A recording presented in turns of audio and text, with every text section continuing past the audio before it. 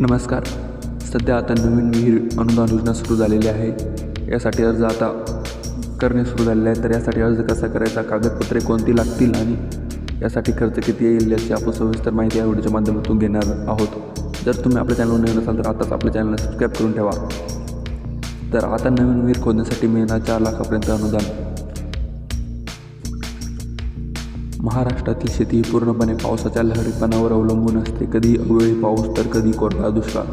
यामुळे बळीराजा नेहमीच संकटात असतो. अशा परिस्थितीला शेतीचा शाश्वत पाण्याचा आधार देण्यासाठी महाराष्ट्र शासन डॉक्टर बाबासाहेब आंबेडकर कृषी स्वावलंबन योजना राबवत आहे. या योजनेचा मुख्य हेतू अल्प व अल्पत्यभूधारक शेतकऱ्यांचे उत्पन्न वाढवणे हा आहे. विहिरीची सोय झाल्यास शेतकरी केवळ पावसावर अवलंबून न राहता नगदी पिके, फळबाग आणि रब्बी पिके घेऊ शकतील, ज्यामुळे त्यांचे आर्थिक जीवन सुधारेल. तर याला अनुदान कशा पद्धतीचे मिळते? या योजनेअंतर्गत केवळ नवीन विहीरच नाही तर इतर कामासाठी भरघोस मदत मिळत असते.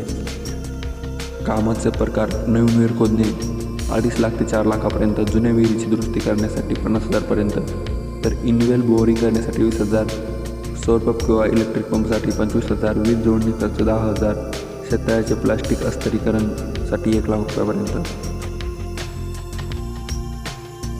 तर याच्या एलिजिबिलिटी क्रायटेरिया म्हणजे पात्रता निकष काय आहे? अर्जदार शेतकरी अनुसूचित जाती व नवबौद्ध प्रवर्गातील असावा, म्हणजे ST कास्टला असावा.